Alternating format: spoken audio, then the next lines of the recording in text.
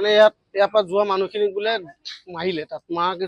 কেইটামান মানুহ আহি আমাক ক'লে আমাক মাৰিছে আমি ভাবিছোঁ কাজিয়াখন নহওক আমি ভাঙি দিওঁগৈ আমি এৰুৱাই দিওঁতেই মোক পিছফালৰ পৰা হাইদৰ আলীয়ে মাথাত মাৰি মাথাটো ফালি দিছে তাৰপিছত কোলাম আলীয়ে এই ল'ৰাটোক মাৰিছে তাক পিঠিত মাৰিছে তাক মই এৰুৱাব যাওঁতে আকৌ মোক একচাট মাৰিছে কিহৰে আক্ৰমণ চলায় ইয়াতে বাঁহৰ এনেকুৱা বাঁহ দি মাৰিছে আৰু জেওৰা খুঁটিত গজাল মাৰি লৈছে হেৰি মাৰিছে কি আহ্বান জনাব প্ৰশাসনক জানো যে আমাক এই গুণ্ডা বাহিনীক দমন কৰিব লাগে আৰু পুৰা উচিত শিক্ষা দিব লাগে যোনে আপোনালোকৰ আক্ৰমণ চলাইছে কোন দলৰ সমৰ্থন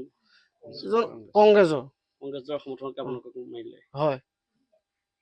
কি ক'ব এই ক্ষেত্ৰত হয় আমি ধিং সমষ্টি আপোনাৰ ধুনীয়াবেদী গাঁও পঞ্চায়তৰ 10 নম্বৰ ৱাৰ্ডৰ মেম্বাৰগৰাকী জানমণি ঘৰত তেওঁ ঘৰৰ নিজৰ চোতালতে আপোনাৰ এটা কাৰ্যালয় বনোৱা হৈছিলে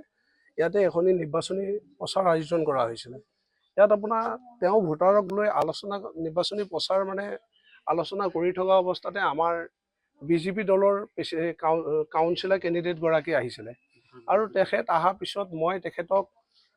পৰিচয় কৰাই দিলোঁ ৰাইজৰ ওচৰত যে এইগৰাকী হ'ল আমাৰ আঞ্চলিক বিজেপি দলৰ কাউন্সিলৰ কেণ্ডিডেট এখেতক তেওঁৰ নামটো দিয়ে মই পৰিচয় কৰাই দিয়াৰ পিছত তেওঁ কিছু ভাষণ দিয়াৰ পিছত আপোনাৰ তেওঁ ইয়াৰ পৰা ভাষণ শেষ কৰি ওলাই গৈছিলে তেওঁৰ লগত আছিলে গাড়ী আপোনাৰ প্ৰায় 6-7খনমান গাড়ী আছিলে কিছুমান টমটম আছিল আৰু আমাৰ লোকেল মানুহখিনি আহিছিলে পিছত তেওঁ ওলাই গৈ এই ইদ্ৰিছ আলী মাষ্টৰৰ ছোৱালীও আপোনাৰ ইয়াত ইলেকশ্যন খেলিছে 10 নম্বৰ ৱাৰ্ডত কংগ্ৰেছৰ সমৰ্থনত তেওঁ ছোৱালীজনী বিয়া দিছিল আপোনাৰ ৰামপুৰ চত্ৰত তেওঁক ৰামপুৰ চত্ৰৰ পৰা আনি ইয়াত তেওঁ নিৰ্বাচন খেলাইছে আৰু এই যিগৰাকী জানমণি বেগমে খেলি আছে কিন্তু তেওঁৰ নিজৰ ভাগিন এতিয়া চাওক আমি এটা দলৰ ছাপোৰ্টত নিৰ্বাচন খেলি আছোঁ তেওঁ কোনোবা এটা দলৰ ছাপোৰ্টত নিৰ্বাচন খেলিছে নিৰ্বাচনী প্ৰচাৰত আপোনাৰ যিকোনো কেণ্ডিডেটে আহি নিৰ্বাচনী প্ৰচাৰ কৰিব পাৰিব কিন্তু আমাৰতো আৰু ভোট বিজেপি হৈ বিচৰাটো আমাৰ ভুল নাছিলে এনেকুৱা কাৰণে যে তেওঁলোকে আমাক এনেকৈ আক্ৰমণ কৰিব আজি যিসকল মানুহ আপোনাৰ কেণ্ডিডেটৰ পিছত গাড়ীবিলাক গৈ আছে ইয়াত তেওঁলোকে এনেকুৱা আক্ৰমণ কৰিছে আপোনাৰ সেই মানুহখিনিয়ে গাড়ী পেলাই থৈ আমাৰ কাৰ্যালয়ত দৌৰি আহিল অহাৰ পিছত আপোনাৰ এটা প্লেন বনাই তেওঁলোকে এটা গুণ্ডা বাহিনী মানে গ্ৰুপ বনাই ৰাখিছিলে আৰু এইগৰাকী ইদ্ৰিছ মাষ্টৰ তেওঁ যিগৰাকী ইদ্ৰিছ মাষ্টৰে কেণ্ডিডেট বনাইছে এইগৰাকী ইদ্ৰিছ মাষ্টৰ আজি 15 দিন হোৱা নাই এটা জেগাত গৈ আপোনাৰ 5,000 টকা তেওঁ ডনেশ্যন দিছিলে আৰু তাত তেওঁ স্পষ্ট কৈছিল মোৰ ছোৱালী কি নাম তাই সাবিনাৰ আফতাৰক আপোনালোকৰ তেওঁৰ ছবি আছিল টিভি ইতিমধ্যে তেওঁৰ টিভিটো কেঞ্চেল কৰি ইয়াত ৱাজাহাজ দিয়া হৈছে সেয়া আপোনালোকে এই ছবিটোত ভোট দিব আৰু মই আপোনালোকক টকা 5,000 দিছোঁ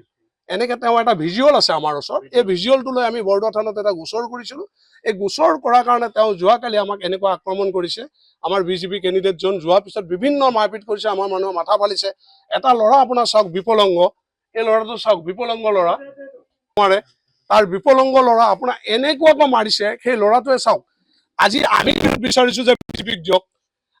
আমি বিজেপি কৰিছোঁ দাবী কৰিছোঁ বিজেপিক ভোট দিয়ক কিন্তু এই ল'ৰাটোৱে চাওক ইটো আৰু মুখেৰে ক'ব নোৱাৰে বিজেপিক দিয়ক আপুনি আন দলক দিয়ক এই ল'ৰাটোক কি কাৰণে মাৰিলে তেওঁলোকে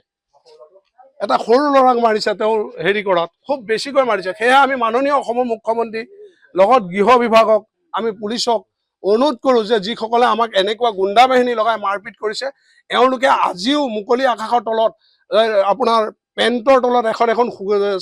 চুৰি লৈ গামোচা বান্ধি তেওঁলোকে ঘূৰি ফুৰিছে সেয়ে আমি অসম আৰক্ষীক কওঁ যে তেওঁলোকক গ্ৰেপ্তাৰ কৰক আপুনি যি সাবিনা ইয়াসমিনৰ কথা ক'লে তেওঁ ইয়াৰ ভোটাৰ নহয় নেকি তেওঁ ইয়াৰ ভোটাৰ হয় তেওঁ ইয়াৰ আজি 3 বছৰ হ'ল বিয়া হোৱা তেওঁ সঠিক সন্তান জন্ম হ'ল তাৰপিছতো তেওঁ বোলে ইয়াত ভোট আছে আমিতো সেইটো নাজানো কিন্তু তেওঁ বিবাহ হৈছে আপোনাৰ ৰামপুৰ সত্ৰত